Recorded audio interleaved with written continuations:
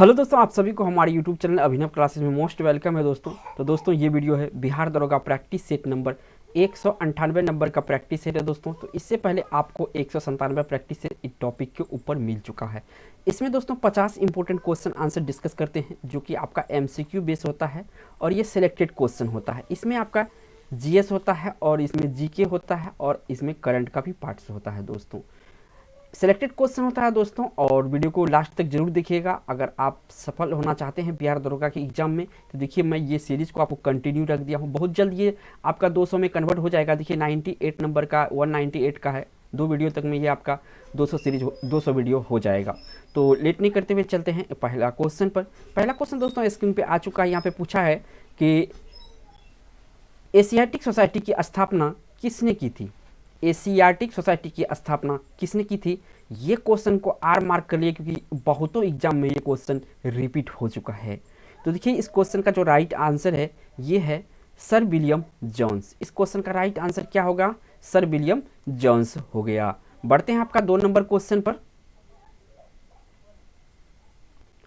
Next यहाँ पे 2 number का क्वेश्चन है। इसमें पूछा है सूफी संप्रदाय का उद्भव हुआ था। जो सूफी संप्रदाय है इसका उद्भव हुआ तो किससे उद्भव हुआ था दोस्तों, तो सूफी संप्रदाय का जो उद्भव हुआ था ये हुआ था इस्लाम से, इस्लाम धर्म से। यानी इस क्वेश्चन का यहाँ पे आपका सी ऑप्शन सही है। बढ़ते हैं आपका नेक्स्ट क्वेश्चन, जो कि 3 नंबर का होगा। 3 नंबर का क्वेश्चन में दोस्तों यहाँ पे पूछा गया है आपसे, 1 मिनट, हाँ पूछा गया है कि गुरुमुखी लिपि किसके द्वारा विकसित की गई थी। कि तो किसके द्वारा विकसित की गई थी, तो दोस्तों ये जो विकसित की गई थी ये आपका गुरुमुखी लिपि गुरु अंगद के द्वारा। किसके द्वारा, गुरु अंगद के द्वारा। तो इस क्वेश्चन का यहाँ पे राइट आंसर ए ऑप्शन हो जाएगा। बढ़ते हैं आपका नेक्स्ट क्वेश्चन 4 नंबर पर। 4 नंबर यहाँ पे क्वेश्चन है दोस्तों। इसे पूछा गया है विजयनगर साम्राज्य के अवशेष स्थित है। विजयनगर साम्राज्य के अवशेष स्थित है, कहाँ पे स्थित है, देखिए विजयनगर साम्राज्य के, तो ये हम्पी में स्थित है। कहाँ पे, हम्पी में स्थित है। यानी ये हम्पी आपका कर्नाटक में पड़ता है, ठीक है। तो ये इस क्वेश्चन का जो राइट आंसर है यहाँ पे बी ऑप्शन यहाँ पर सही है। तो दोस्तों वीडियो में आगे बढ़ने से पहले छोटा सा रिक्वेस्ट है, आप लोग दोस्तों इसमें कमेंट करते हैं कि ये आंसर आपके बताया गया आंसर गलत है, तो आप क्वेश्चन जो नंबर लिखते हैं उसमें अपना आंसर भी लिखा कीजिए, ताकि मुझे पता चले कि आपका राइट आंसर आपके हिसाब से क्या होना चाहिए। बढ़ते हैं आपका 5 नंबर क्वेश्चन पर। ये रहा 5 नंबर क्वेश्चन दोस्तों।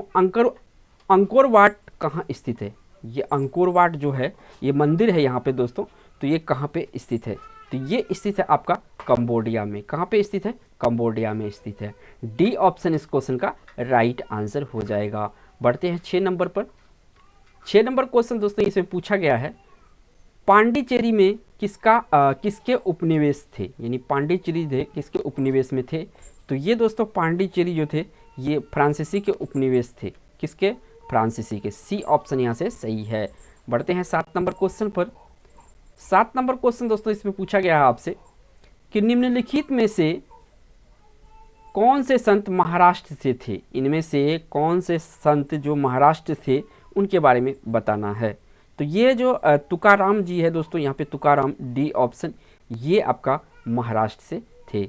बढ़ते हैं आपका 8 नंबर क्वेश्चन पर। 8 नंबर क्वेश्चन दोस्तों यहाँ पे है, आ गया है श्रीमद् भगवद गीता का अनुवाद अंग्रेजी में सर्वप्रथम किसने किया था। किसने किया, तो श्रीमद् भगवद गीता का अंग्रेजी में जो अनुवाद किया था ये था दोस्तों चार्ल्स विलिकिंस। कौन सा, चार्ल्स विलिकंस थे ये। यानी बी ऑप्शन इस क्वेश्चन का राइट आंसर है, चार्ल्स विलिकंस। बढ़ते हैं आपका 9 नंबर क्वेश्चन पर। ये रहा 9 नंबर क्वेश्चन दोस्तों। इसमें पूछा गया है आपसे राष्ट्रीय चिन्ह सिंह स्तंभ कहाँ से लिया गया है। जो सिंह स्तंभ है राष्ट्रीय चिन्ह, ये कहाँ से लिया गया है, तो दोस्तों ये लिया गया है सारनाथ से। कहाँ से लिया गया है, सारनाथ से लिया गया है। ए ऑप्शन सही है। बढ़ते हैं आपका 10 नंबर क्वेश्चन पर। 10 नंबर क्वेश्चन यहाँ पे पूछा गया है राष्ट्रगान सर्वप्रथम कहाँ पर गाया गया था। जो राष्ट्रीय गान है सर्वप्रथम कहाँ पर गाया गया था ये राष्ट्रीय गान, तो देखिए सर्वप्रथम जो राष्ट्रगान गाया गया था ये कलकत्ता में गया था। किस में, कलकत्ता जगह में गाया गया था। बढ़ते हैं 11 नंबर क्वेश्चन पर। 11 नंबर क्वेश्चन ये रहा दोस्तों आपके स्क्रीन पर। इसमें पूछा है CR दास यानी चक्रवर्ती राजगोपालचारी और मोतीलाल नेहरू ने स्वराज्य पार्टी बनाई थी, यानी चित्तरंजन दास। थोड़ी यहाँ पे दोस्तों CR का मैंने फुल फॉर्म गलत बोला, चित्तरंजन दास और मोतीलाल नेहरू ने स्वराज पार्टी बनाई थी। ठीक है, कौन से आंदोलन में बनाई थी ये? तो असहयोग आंदोलन के बाद। किसके? असहयोग आंदोलन के बाद जो है इन दोनों ने, एक CR दास और मोतीलाल नेहरू ने क्या बनाए थे? स्वराज्य पार्टी का गठन। किसके जस्ट बाद? असहयोग आंदोलन के बाद। बढ़ते हैं 12 नंबर क्वेश्चन पर। 12 नंबर क्वेश्चन दोस्तों इसमें पूछा गया है सिख के अंतिम गुरु निम्नलिखित में से कौन थे? यहाँ पे देखिए इंपॉर्टेंट क्वेश्चन है, आपको सिख के सारे गुरु के नाम याद क्रम बाय आना चाहिए क्योंकि एग्जाम में इंपॉर्टेंट है। तो देखिए जो सिख के अंतिम गुरु थे दोस्तों ये थे गुरु गोविंद सिंह। गुरु गोविंद सिंह का जो जन्म स्थान है पटना साहिब है इसका जन्म स्थान। तो गुरु गोविंद सिंह सिख के अंतिम गुरु थे। बढ़ते हैं आपका 13 नंबर क्वेश्चन पर। 13 नंबर क्वेश्चन दोस्तों यहाँ पे पूछा गया आपसे गंगा को उत्तर से दक्षिण ले जाने वाला चोल राजा कौन था? गंगा को उत्तर से दक्षिण ले जाने वाला चोल राजा कौन था? तो ये था राजेंद्र चोल। कौन था? राजेंद्र चोल। सी ऑप्शन इस क्वेश्चन का राइट आंसर हो जाएगा। बढ़ते हैं आपका 14 नंबर क्वेश्चन पर। 14 नंबर क्वेश्चन में दोस्तों ये पूछा गया है अंग्रेजों द्वारा कलकत्ता में निर्मित दुर्ग का नाम क्या है? अंग्रेजों द्वारा कलकत्ता में निर्मित दुर्ग का क्या नाम है? तो ये जो दुर्ग है ये फोर्ट विलियम के नाम से है। कौन सा? फोर्ट विलियम के नाम से है। तो सी ऑप्शन इस क्वेश्चन का राइट आंसर हो जाएगा। बढ़ते हैं 15 नंबर क्वेश्चन पर। 15 नंबर क्वेश्चन में दोस्तों पूछा गया चंद्रगुप्त द्वितीय और किस नाम से जाना जाता था? चंद्रगुप्त द्वितीय किस नाम से जाना जाता था? तो दोस्तों ये विक्रम आदित्य के नाम से जाना जाता था। किसके नाम से जाना जाता था? विक्रम आदित्य के नाम से जाना जाता था चंद्रगुप्त मौर्य। ठीक है, क्या नाम था चंद्रगुप्त द्वितीय का? तो ये विक्रम आदित्य। याद रखिएगा, इंपॉर्टेंट क्वेश्चन है हिस्ट्री से। बढ़ते हैं आपका 16 नंबर क्वेश्चन पर। 16 नंबर क्वेश्चन में दोस्तों पूछा गया है इनमें आपसे कौन सी विश्व की सर्वाधिक गहरी झील है? इनमें सबसे अधिक जो गहरी झील है इनमें से कौन सा झील है? बहुत इजी क्वेश्चन है, आप सभी फटाक से आंसर कर दिए होंगे। सबसे गहरी झील जो है दोस्तों बेकाल झील है। नाम से ही पता चलता है बेकाल झील। और देखिए दोस्तों सबसे ऊंची झील अगर पूछे सबसे ऊंची तो आपको याद रखना है टिटीकाका के बारे में क्योंकि ये दुनिया का सबसे ऊंची झील है। और सबसे गहरी है तो यहाँ पे बेकाल पे आ जाना है। अब क्वेश्चन के अकॉर्डिंग आपको आंसर करना है। बढ़ते हैं 17 नंबर क्वेश्चन पर। 17 नंबर क्वेश्चन में दोस्तों इसे पूछा गया है विक्टोरिया जलप्रपात किस नदी से संबंधित है या किस नदी पर है? ये विक्टोरिया जलप्रपात। तो विक्टोरिया जलप्रपात जो है दोस्तों ये जाम्बेजी नदी पर है। किस नदी पर है? जाम्बेजी नदी पर है। यानी डी ऑप्शन इस क्वेश्चन का राइट आंसर है। बढ़ते हैं 18 नंबर क्वेश्चन पर। 18 नंबर क्वेश्चन दोस्तों इसे पूछा गया है कि पनामा नहर किन दो महासागरों को जोड़ती है? पनामा नहर किन दो महासागरों को जोड़ती है? तो देखिए दोस्तों पनामा जो है ये दो महासागर को जोड़ती है। एक तो प्रशांत महासागर, दूसरा कौन होगा? अटलांटिक महासागर। तो यहाँ पे आपका जो है क्वेश्चन यहाँ पे बी ऑप्शन सही होगा, प्रशांत महासागर एवं अटलांटिक महासागर। बढ़ते हैं आपका 19 नंबर क्वेश्चन पर। ये रहा 19 नंबर का क्वेश्चन स्क्रीन पे। इसे पूछा गया है दोस्तों कि निम्नलिखित में से किस महाद्वीप को महाद्वीपों का महाद्वीप कहा जाता है? किस महाद्वीप को महाद्वीपों का महाद्वीप कहा जाता है? यहाँ पे आपके सामने 4 ऑप्शन दिया हुआ, अच्छे लेवल का क्वेश्चन है। तो ये कहा जाता है एशिया को। किसको कहा जाता है? एशिया को कहा जाता है महाद्वीपों का महाद्वीप।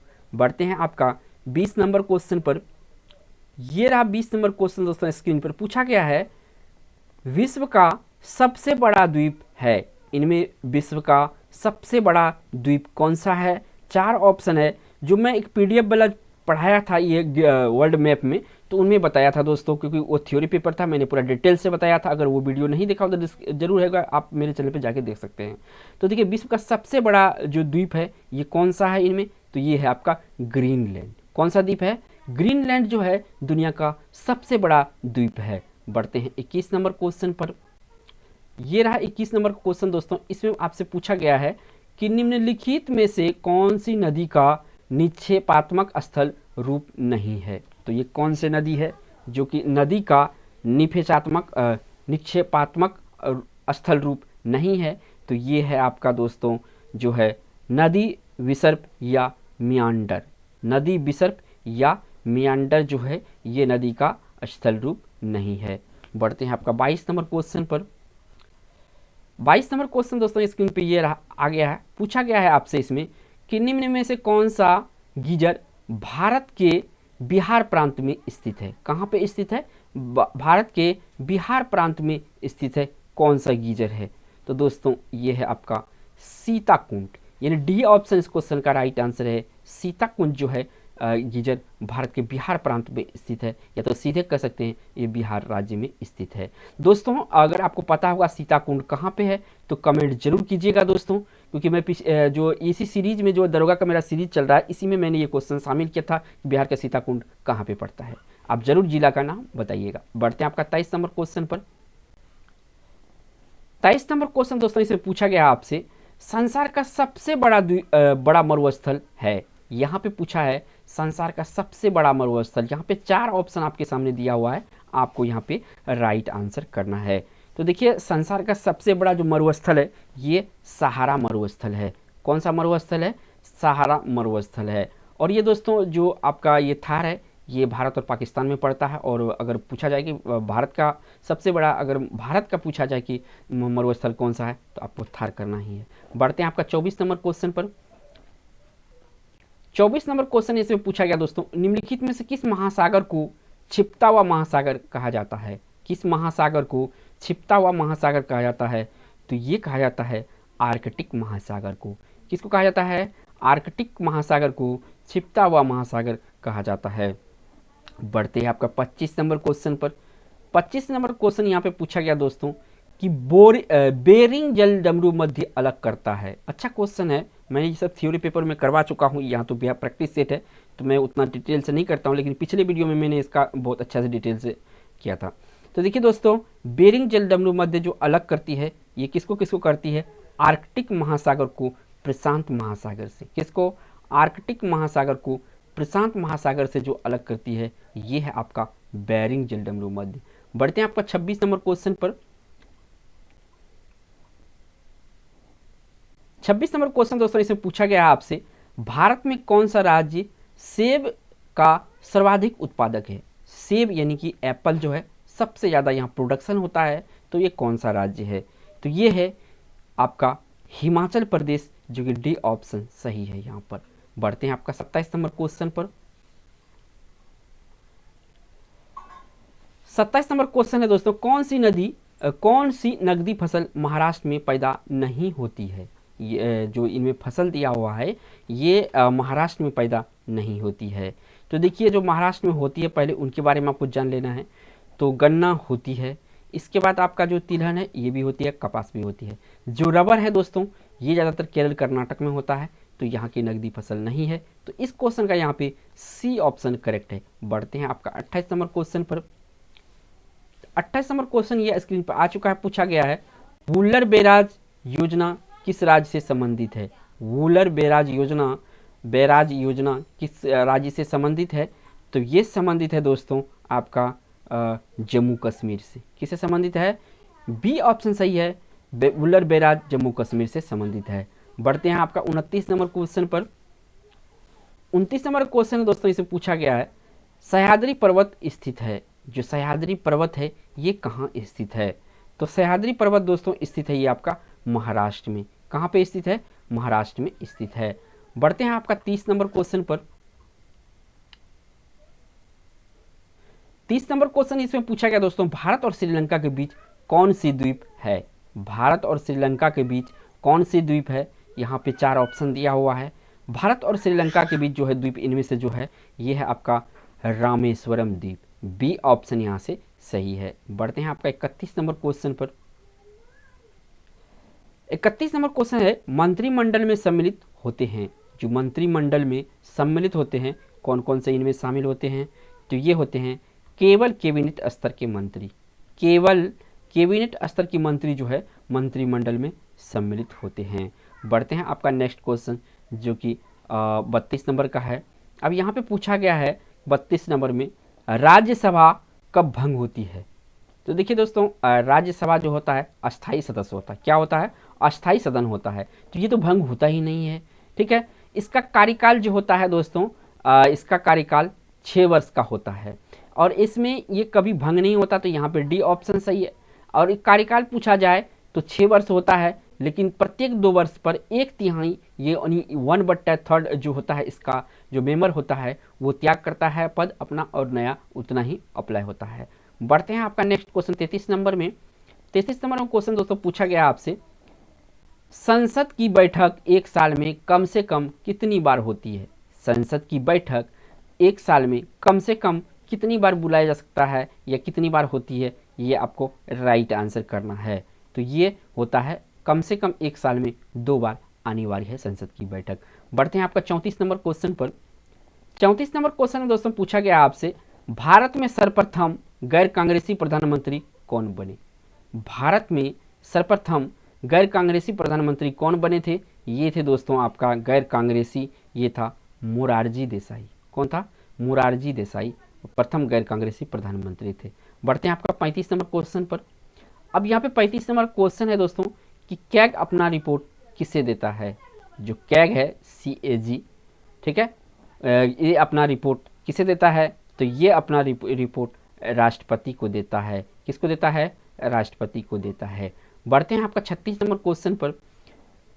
36 नंबर क्वेश्चन दोस्तों इसे पूछा गया आपसे, प्रश्नकाल के दौरान पूछे गए प्रश्न किस प्रकार के होते हैं। जो प्रश्नकाल होता है, ठीक है, तो उसके दौरान पूछे गए प्रश्न किस प्रकार के होते हैं। तो किस प्रकार के होते हैं दोस्तों? तो ये होता है आपका तारांकित और अतारांकित दोनों प्रकार के प्रश्न होता है। तो यहाँ से इस क्वेश्चन का राइट आंसर C ऑप्शन हो जाएगा, दोनों। बढ़ते हैं आपका 37 नंबर क्वेश्चन पर। 37 नंबर क्वेश्चन दोस्तों इसमें पूछा गया है कि भारत में लोकसभा का पहला आम चुनाव कब हुआ। भारत में लोकसभा का पहला आम चुनाव कब हुआ था? तो ये हुआ था दोस्तों 1951-52 में। कब हुआ था? 1951-52 में। डी ऑप्शन इस क्वेश्चन का राइट आंसर है। बढ़ते हैं आपका 38 नंबर क्वेश्चन पर। अब देखिए यहाँ पे पूछा गया है 38 में, लोकसभा का सदस्य अपना त्यागपत्र किसे देता है। लोकसभा का सदस्य अपना त्यागपत्र किसे देता है? यहाँ पे आपका 4 ऑप्शन है, आपको बताना है कि जो लोकसभा का सदस्य होता है अपना त्यागपत्र किसे देता है। तो लोकसभा का सदस्य अपना त्यागपत्र लोकसभा अध्यक्ष को देता है। किसको देता है? लोकसभा अध्यक्ष को देता है। C ऑप्शन इस क्वेश्चन का राइट आंसर हो जाएगा। बढ़ते हैं 49 नंबर क्वेश्चन पर। 49 नंबर क्वेश्चन में दोस्तों यहाँ पे पूछा गया है कि संसद में पेश किए जाने वाला विधेयक कितने प्रकार के होते हैं। संसद में पेश किए जाने वाला विधेयक कितने प्रकार के होते हैं? तो ये होते हैं दोस्तों आपका जो विधेयक होता है कितने प्रकार के होते हैं। एक होता है सरकारी विधेयक, दूसरा होता है गैर सरकारी विधेयक। तो इस क्वेश्चन का जो राइट आंसर हो जाएगा यहाँ से C ऑप्शन सही हो जाएगा। बढ़ते हैं आपका 40 नंबर क्वेश्चन पर। 40 नंबर क्वेश्चन में दोस्तों गैर सरकारी कार्य किस दिन होता है। जो गैर सरकारी कार्य होता है ये किस दिन होता है? तो दोस्तों ये होता है शुक्रवार को। किसको? शुक्रवार को। बढ़ते हैं 41 नंबर क्वेश्चन पर। तो दोस्तों इस वीडियो में मैंने 40 ही क्वेश्चन शामिल किया था और ये क्वेश्चन मेरा लास्ट नंबर 40 था, क्योंकि मैं अक्सर इसमें 50 क्वेश्चन शामिल करता हूँ।